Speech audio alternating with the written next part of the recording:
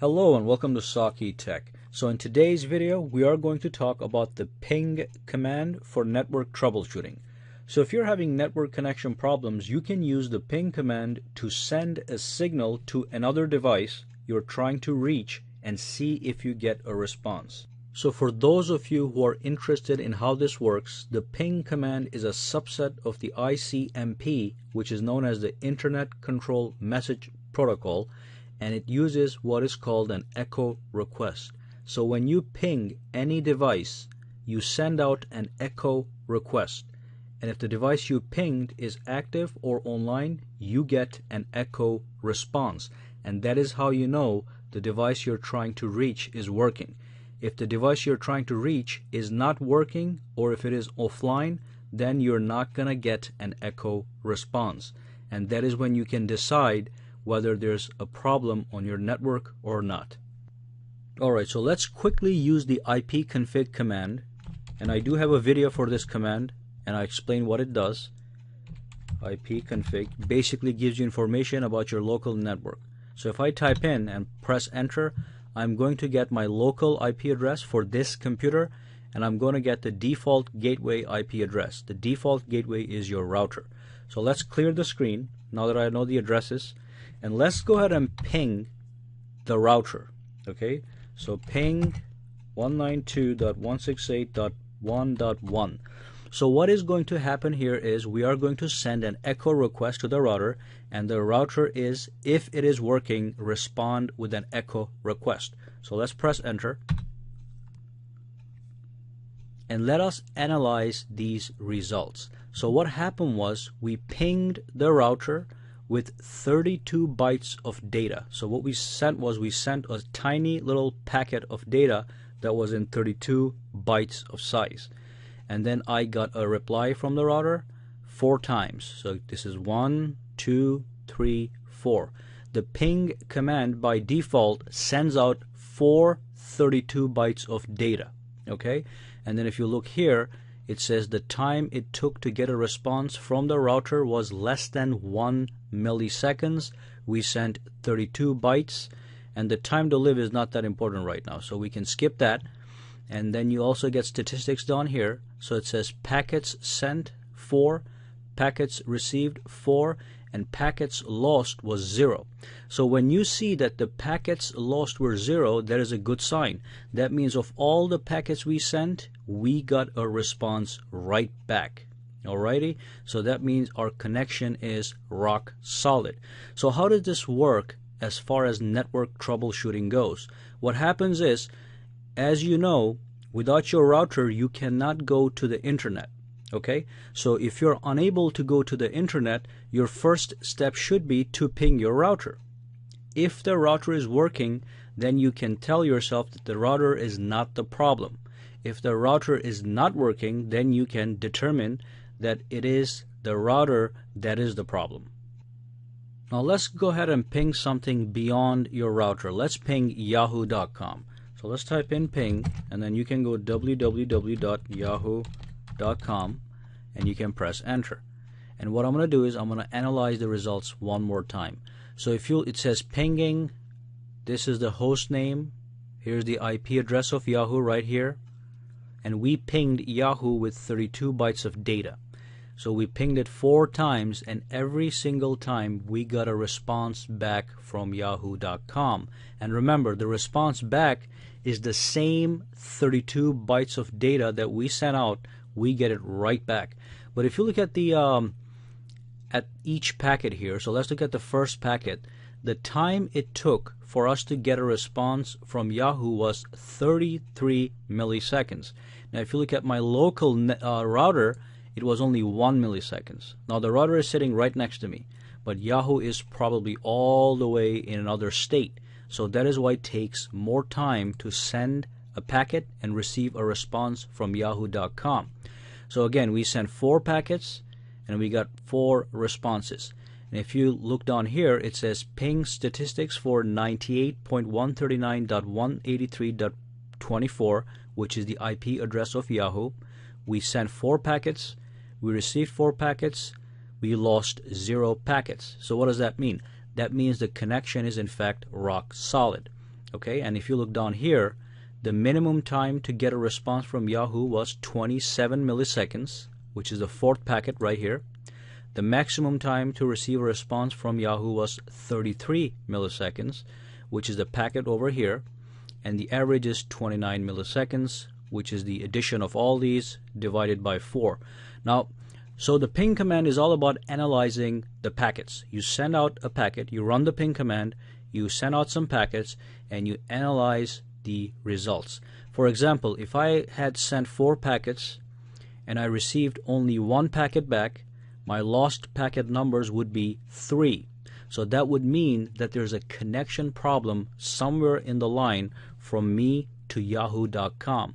But that is the first step in diagnosing a problem.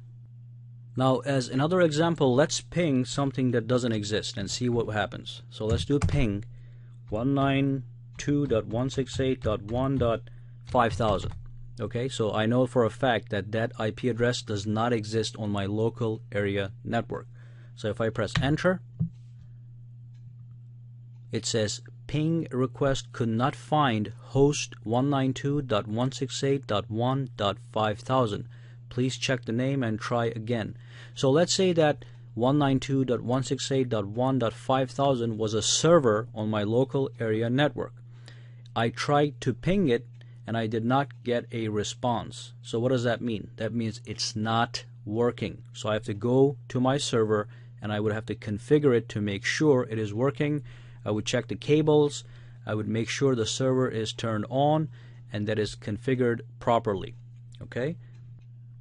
Alright, so let me just type in CLS, which clears the screen, and I'm going to show you other things you can do with the ping. So the ping command is a little more advanced than what you just saw. What you just saw were the basics. You can manipulate the ping command to increase the size of the packet you're sending, or maybe increase how many times you want to ping a particular device. So let me show you how that is done. And how you do that is by using parameters right after the ping command. So I'm going to go over 2 very important parameters. Number 1 is going to be ping, and then what you do is you type in -n, okay? And then you put in any number. Don't put a big number, put like something like let's say 8, and then let's ping Yahoo 8 times. So this is what this parameter does. You can change the number of times you want to send a data packet to yahoo.com. So www.yahoo.com, and watch what happens now.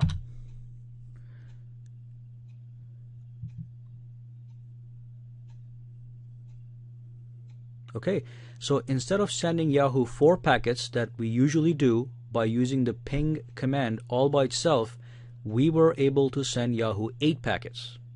Okay, so this is 1, 2, 3, 4, 5, 6, 7, 8. And if you look at the bottom here, packets sent 8, received 8, lost 0. So that means again the connection is rock solid. We did not lose any packets out of 8 packets. Alrighty, let's do one more. Let's do ping -n. Let's do 10 packets. Let's do with Google this time, google.com. So we are going to use, we're going to say ping, we're going to put this parameter -n.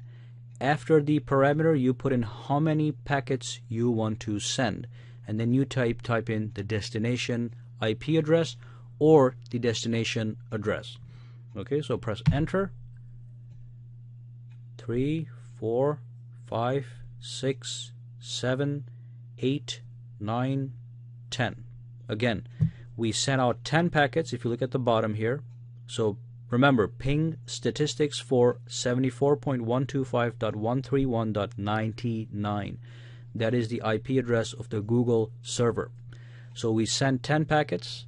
We received back 10 packets. So we received 10 echo responses from Google, and we lost 0 packets. Again, that means the connection based on these statistics here is rock solid.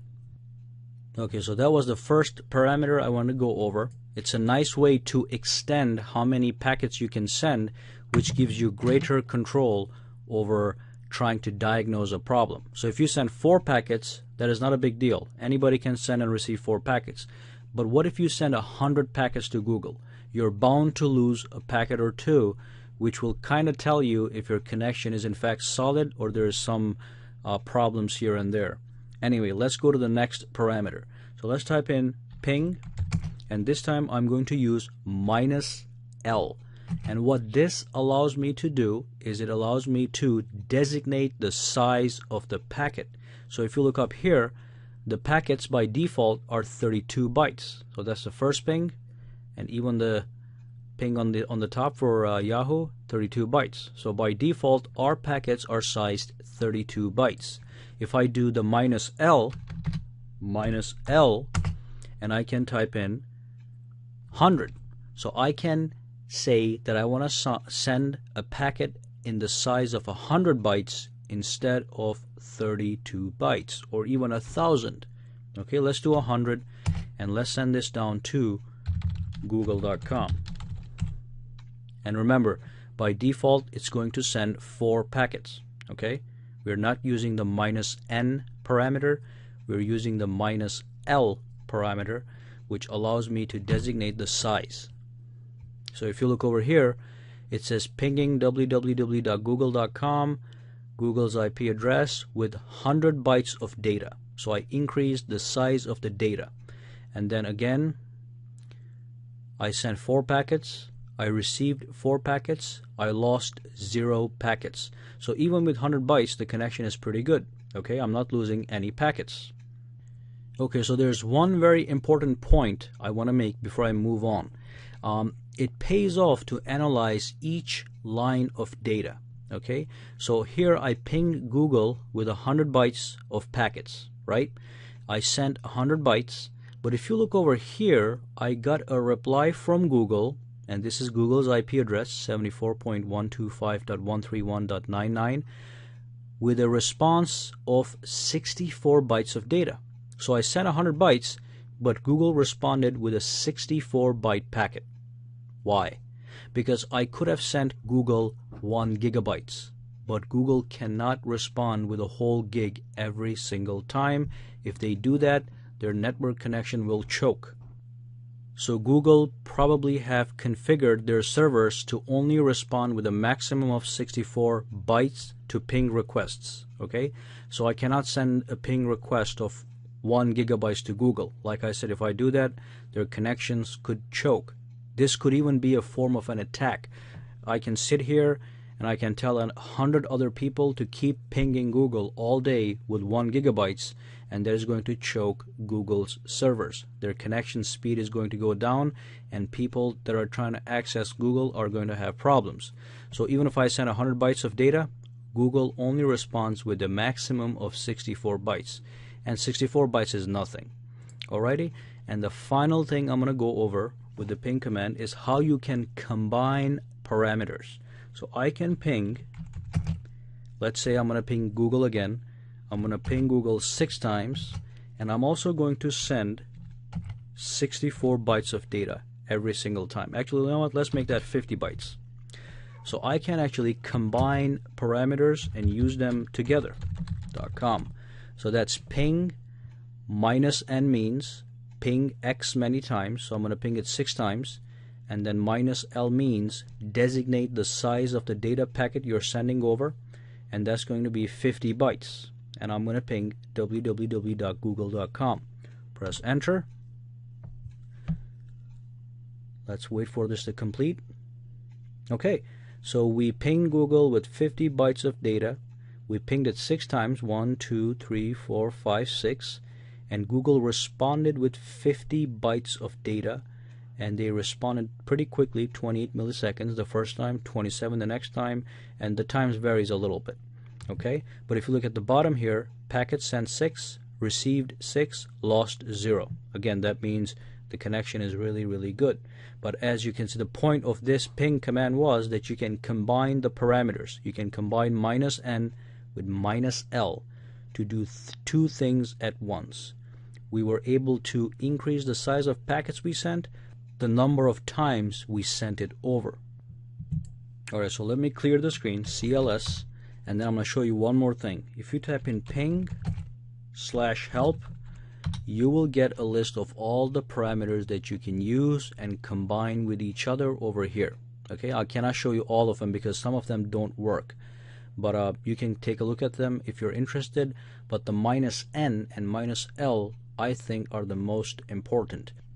Alright, so that's it about the ping command. So basically the ping command sends out an echo request and it gets an echo response if the device you're trying to reach is working, and this is how you troubleshoot your network. You have to make sure your router is working so you can go online. You have to make sure a server on your local network is working to make sure you can interact with it. To analyze if it is working or not, you can ping those devices. You can also check the integrity of your connection by analyzing the lost packets. Alrighty, and you can look down below in the description to see the full playlist of network troubleshooting commands using the command prompt. So you will see other commands such as ipconfig, nslookup, and traceRT, which are all very, very important. Alright, so that brings us to the end of this video. Go ahead and subscribe to my channel for more videos to come. Give me a thumbs up if you liked this video, and also you can go ahead and connect with me socially on Google+, Facebook, and Twitter, for which all the links are in the description below. Thank you again, and I'll see you the next time. And if you have any questions, comments, concerns, just throw them down in the comments section below.